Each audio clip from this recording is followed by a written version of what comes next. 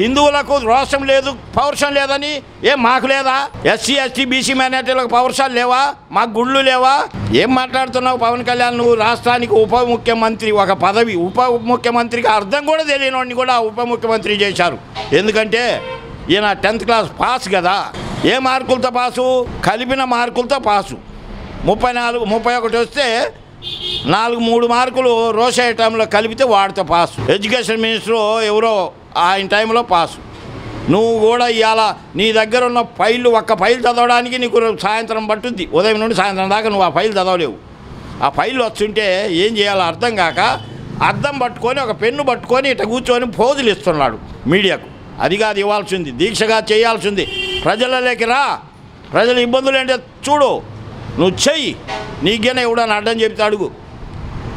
రోడ్లు ఊడిపోయినాయి, కాలిపోయినాయి, గుంతలు పడ్డాయన్న. మరి ఇప్పుడు ఆ గుంతలు ఎక్కడున్నాయి? నీ ప్రభుత్వంలో గుంతలు ఉన్నాయిగా, ఒక్క గుంతలను పూడ్చావా? ఇసుక ఏమైంది? ఫ్రీ ఇసుక టన్ను 1374 రూపాయలు టన్ను. మా టైంలో ఎంత? 34 రూపాయలు, 340 రూపాయలు. ఎక్కడన్నా ఉందా?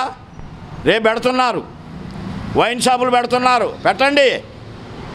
ఆడోళ్ళే తిప్పి కొడతారు. స్కూళ్ళు కాలేజీలకు దగ్గరలో ఎక్కడ, గుడుల దగ్గర ఎక్కడన్నా వైన్ షాప్ కనపడితే మాత్రం ఖచ్చితంగా ఆడోళ్ళే ఆ షాపులకు నిప్పు పెడతారు.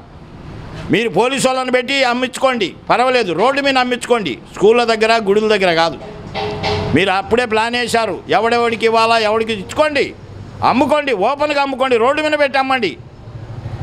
చెడిటోడైతే తాగుతాడు, చెడనోడైతే నీ దగ్గర కూడా రాడు. జనాలకు ఇప్పుడు 5 సంవత్సరాల్లో చాలా వరకు కంట్రోల్ అయింది. అయ్యా పవన్ కళ్యాణ్ గారు 32,000 మంది ఆడపిల్లలను దాచిపెట్టారు, అమ్మేశారు. ఈ వాలంటీర్స్ అని నువ్వు చెప్పినోడివి, నువ్వు మాట మీద నిలబడి ఈ 32,000 మందిలో కనీసం 1,000 మందిని అలా తీసుకొచ్చావా ఈ 100 రోజులలో? ఎక్కడున్నారు చెప్పు? తీసుకురాగలుగుతావా నువ్వు? మా శ్రావణ్ కుమార్ అడిగే మాటలకు నువ్వు ఒక్కదానికి సమాధానం చెప్పని నీ వల్ల లేదు, మీ వల్ల కాదు కూడా. శ్రావణ్ కుమార్ క్లియర్గా అడుగుతున్నాడు. ఇప్పుడు మీరు వచ్చి 100 రోజులైంది, ఇప్పటికీ 6,000 మంది చిల్లర అమ్మాయిలు మిస్సింగ్ కేసు ఉంది. ఎక్కడున్నారు వాళ్ళు? మేము నిలదీస్తాం. అదేమనంటే మాలేసుకొని అయ్యగారు మాలలు ఉన్నాడని. కరువు వస్తే మాలల, తుఫాను వస్తే మాలల, ఇష్యూ వచ్చరకు మాలలోకి వెళ్ళిపోతావు. కాబట్టి మీరు దృష్టి పెట్టుకొని మాకు వీటన్నిటికి సమాధానం చెప్పండి. మీరు సూపర్ 6 పెట్టారు కదా, సూపర్ 6 ఒక్కటన్నా అమలు అయిందా? ఒక పెన్షన్ తప్ప సూపర్ 6 ఒకటైనా అమలు అయిందా? మీరు చెప్పండి.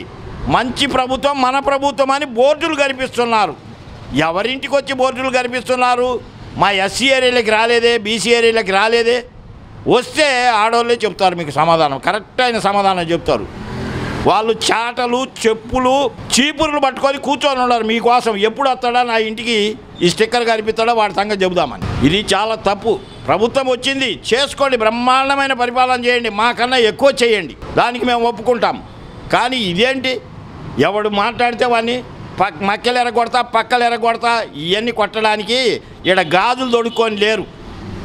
నువ్వెట్ట పుట్టావు ఆంధ్రప్రదేశ్లో, మేము అట్టా పుట్టాం. నువ్వు ఎలా ఓటేస్తావు, మేము అలా ఓటేసాం. కానీ మీరు ఓట్లతో గెలిచిన వాళ్ళు కాదు కాబట్టి మీరు ఈ మాటలు మాట్లాడుతున్నారు. పోలీస్ డిపార్ట్మెంట్ ఇవాళ ఉండొచ్చు, బావచ్చు.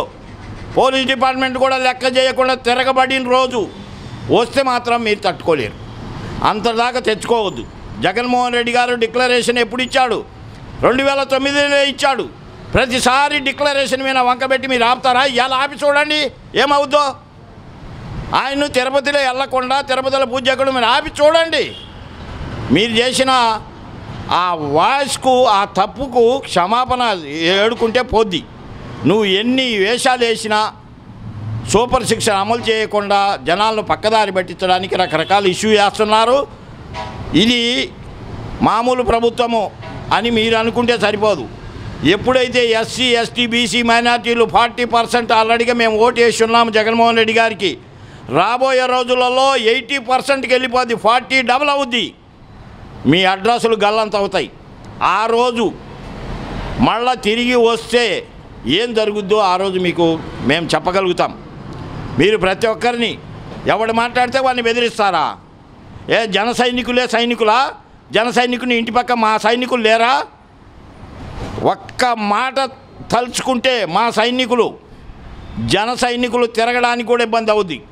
మీరు రౌడీలాలు వచ్చి కర్రలు పట్టుకొని దారిని పట్టుకొని కొట్టడం కాదు. మగవాళ్ళు అయితే పేరు చెప్పి రావాలి, అరే పలానోళ్ళు ఇంటికాడికి వస్తామని. ఆడ శవాలు అవ్వడమో దుమ్ము లేయడమో చూపిస్తాం. మీరే అంటున్నారు కదా, ఆపద రాష్ట్రానికి ఆపద వస్తే ఒక్కడు కనపడ్డు, తుఫాను వచ్చినప్పుడు ఒకడు కనపడ్డు. ఇదే పవన్ కళ్యాణ్ గారు ఏమన్నాడు, స్టీల్ ప్లాంట్ ఉద్యోగస్తులందరినీ మీరు బయటికి రాండి నేను వస్తానన్నాడు. వాళ్ళు బయటకు వచ్చారు, వీడు ఇంటికి పోయాడు. ఈడు మాట్లాడతాడా ఇయ్యాలా? ఇక్కడ తుఫాను వచ్చి జనాలంతా 7 రోజులు 8 రోజులు వాటర్లో ఉంటే ఈయన వస్తే ఈయన చూడడానికి ఇంత పెద్ద అందగాడు లేడని ఈయన చూడడానికి జనాలు ఎగబడతారా? పిచ్చి కూతలు కూస్తున్నాడు. చేతగానివాడు ఏదో అంటారు చూడు వంక, అటువంటి వ్యవహారం మాట్లాడొద్దు. ప్రజలలోకి రాండి. ఇవాళ సింగనగర్కో పాయకాపురం ఆ ఏరియాలో లిస్టు రాశారు, 100లలో లిస్టు రాశారు. పార్టీ పరంగా ఎస్సీ ఎస్టీ బీసీ మైనార్టీలకు 20 మందికి ఇచ్చి 80 మందికి మీరు ఇబ్బంది పెడుతున్నారు. అదేమంటే నువ్వు వైఎస్ఆర్సీపీకి ఓటేశావు. ఇది ఎంత దౌర్భాగ్యమైన రాష్ట్రం పరిస్థితిని తీసుకొచ్చాడో చంద్రబాబు నాయుడు గారు. నీకు మంచిది కాదు. నువ్వు అనుకుంటున్నావు నేనే రాజును, మక్కలు ఎరగొడతాను, పక్కలు ఎరగొడతాను అంటున్నావు. మరి ఈ 100 రోజులలో ఎంతమంది మీద దౌర్జన్యాలు జరిగినాయి? ఎంతమంది నువ్వు పక్కలు ఎరగొట్టావు, బొనికలు ఎరగొట్టావు చెప్పు. పిచ్చి ఆలోచనతో మాట్లాడి మీ ఇష్టం వచ్చినట్టు చేస్తున్నారు. ఎస్సీ ఎస్టీ బీసీ మైనార్టీలు మేముగైనా తిరగబడితే ఒక్కడు కూడా రోడ్డు మీద తిరగలేడు. గుర్తుపెట్టుకోండి, ఎస్సీలకైనా తిరగబడితే ఒక్కడు కూడా రోడ్డు మీద తిరగలేడు. మీరు ఆ పరిస్థితికి తీసుకొచ్చారు. లడ్డులో 5 సంవత్సరాలు గవర్నమెంట్ అప్పుడు ఎక్కడ రిపోర్టు కంప్లైంట్ లేదు. మీ గవర్నమెంట్ వచ్చిన తర్వాత వచ్చిండొచ్చు, ఇబ్బంది కాదు. కాకపోతే ఏంటంటే అది అర్థం చేసుకోవాలి. 5 సంవత్సరాలలో ఎక్కడ లడ్డు మీద కానీ తిరుపతి మీద కానీ ఒక్కడ కంప్లైంట్ ఇచ్చినో లేడు. వాడు ఆ బీజేపీ నాయకుడు అక్కడే ఉంటాడు. ఒకడు ప్రతి డిబేట్కి వచ్చి మాట్లాడతాడు. మరి 5 సంవత్సరాలలో అక్కడ కల్తీ జరుగుతుంటే నువ్వేం చేస్తున్నావు? అక్కడ ఏమన్నా గడ్డి బీకుతున్నావా? నువ్వాడా భానుప్రకాష్ గారు నువ్వు గడ్డి బీకుతున్నావా? ఇవాళ వచ్చి అక్కడ జరిగింది ఇక్కడ జరిగింది అని మాట్లాడుతున్నావు. 5 సంవత్సరాలు నువ్వు తిరుపతిలో ఉన్నావుగా. వాడు మీ మాట తీసుకుంటాడు, మేము చెప్పిన మా గవర్నమెంట్లో ఏమో మేమేం చెప్పాడు. ఇవాళ మీ గవర్నమెంట్ వచ్చాక మామేం చెబుతున్నాడు. అట్టటోని అసలు ఒక్క 24 గంటలు కూడా తిరుపతిలో ఉండడానికి వాడికి హక్కు లేదు. ఎన్ని కులాలు మతాలు ఏది ఉన్నా కానీ మనందరికీ సమానమని ఆయన చేసే వ్యక్తి.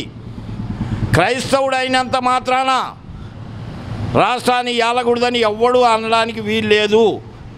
భారతదేశంలో పుట్టిన ప్రతి ఒక్కడు, ప్రతి కులము, even last SC ST BC minority కులస్తుడు కూడా రాష్ట్రాన్ని ఏలడానికి ఆ హక్కు ఉంది. నీకేం పేటేట హక్కు లేదు. మీరేం ఓసీలైనంత మాత్రాన రాష్ట్రాన్ని ఏలాలనేది ఏమి లేదు. గుర్తుపెట్టుకోండి, లాస్ట్ కులము క్యాస్ట్ కింద లాస్ట్లో ఏది రాస్తావో వాడికి కూడా హక్కు ఉంది. రాష్ట్రాన్ని పరిపాలించే హక్కు ఓటేసే ప్రతి మానవుడికి ఆ హక్కు కల్పించారు. డాక్టర్ బిఆర్ అంబేద్కర్ కల్పించిన హక్కులను మీరు కాల రాస్తున్నారు. మీరు అనుకోబాకండి మేము శాశ్వతంగా మేము ఉంటామని. శాశ్వతం అనేది ఎవరికి శాశ్వతం కాదు. ఇవాళ మేము పక్కకు వచ్చాము, మీరు ఎక్కారు, రేపు నువ్వు వెళ్ళిపోతావు, మేము వస్తాం. ఇదే ఒకరికొకరు విద్వేషాలు పెంచుకుంటూ వెళ్తే రాష్ట్ర పరిస్థితి ఏమవుద్దో చూసుకోండి. మీరు ఈ 100 రోజులలో బీహార్ కన్నా అద్దుమానంగా తయారు చేశారు మన రాష్ట్రాన్ని. ఒకటి పోయారు ఒకటి, ఒక ఇష్యూ పోయారు ఒక ఇష్యూ. ఎందుకు మీకంత కక్ష? ఎట్లా మీరు గెలిచింది ఏమి లేదు. ఈఎంలు మేనేజ్ చేసుకొని గెలుచుకున్నారు. మీ వల్ల మేము ఛాలెంజ్ ఇస్తున్నాం. ఏ దమ్మున్న మగోడో ఎమ్మెల్యే రమ్మను, నేను ఓట్లతో గెలిచినాను, ప్రజల ఓట్లతో. మేము రిజైన్ చేస్తాము, మీరు రిజైన్ చేసి రండి. మీరు ఒకప్పుడు మా మీద రిజైన్కు ఛాలెంజ్ ఇచ్చినారుగా, ఇప్పుడు ఇస్తున్నాం. 26 జిల్లాలలో జిల్లాకు ఒకరిని రిజైన్ చేయించండి. మీరు కింద గెలుచుకుంటే ఇంకా మేము పర్మనెంట్గా మాట్లాడడం మానేస్తాం. ఓట్లేసి తీసుకుంది లేదు. మీరు ఈఎంలు మేనేజ్ చేశారు, ఎక్కడెక్కడ చేశారో మొత్తం మా దగ్గర లిస్టు సహా ఉంది. కాకపోతే ఏంటంటే ఇప్పుడు కోర్టుకి వేశారు, అది కోర్టు పరిధిలో ఉంది. ఈవెన్ ప్రధానమంత్రి మోడీకి అమిత్ షా కూడా తెలుసు. ఉండవల్లి అరుణ్ కుమార్ క్లియర్గా చెప్పాడు, 20 లక్షల ఈఎంలు మిషన్లు మోడీ దాచిపెట్టాడు. అవి ఎక్కడున్నాయో చెప్పమని మోడీని. ఎలక్షన్ కమిషన్ అడిగితే నాకు తెలియదంటాడు, మోడీని అడిగితే ఉన్నాయంటాడు. ఎక్కడున్నాయి? నిన్న ఈ 3 రాష్ట్రాలకు పంచింది నువ్వే కదా. ఆంధ్రప్రదేశ్కి, ఒరిస్సాకు, అక్కడ నుండి మహారాష్ట్రకు కొన్ని ఈ బాక్సులన్నీ పంచింది మీరే. మీరు ఇదే గిన జరిగితే రాబోయే రోజులలో ఈఎంల మీద ఎవడు ఒప్పుకోడు. అఖిలేష్ యాదవ్ క్లియర్గా చెప్పాడు, అగర్ 80 का सीट 80 महीने जीत लिया तो तभी मैं ఈఎం का कोई एक्सेप्ट नहीं करूँगा बोला। మీరు గుర్తుపెట్టుకోండి, మీ పిచ్చి వేషాల కోసం ఆంధ్రప్రదేశ్ సస్యశ్యామలంగా పచ్చగా ఉన్న ఆంధ్రప్రదేశ్ని ఇలా కరువు రాష్ట్రంగా బీహార్ కన్నా ఘోరంగా మీరు మారుస్తున్నారు. దీన్ని దృష్టిలో పెట్టుకొని మీరు ఏం చేయాలో చేయండి, మీరు పద్ధతి ప్రకారం చేయండి. మీరే అన్నారుగా పద్ధతి ప్రకారం ఏం చేస్తామండి, ఏడ చేస్తున్నారు మీరు పద్ధతి ప్రకారం? ఎవడు ఎదురు దిగితే వారి మీద కేసా? ఎందుకు పెడతావు కేసు? ఆ రోజు ఒక డాక్టర్ని గురించి మీరు ఎంత ఇష్యూ చేశారు. నిన్న కాకినాడలో ఒక లెక్చరరు డాక్టరు అని ఎంత అవమానపరిచారు మీరు. మీ ఎమ్మెల్యే ఇష్టం వచ్చినట్టు తిట్టాడు. తిట్టి మేము క్షమాపణ దీక్ష అంట.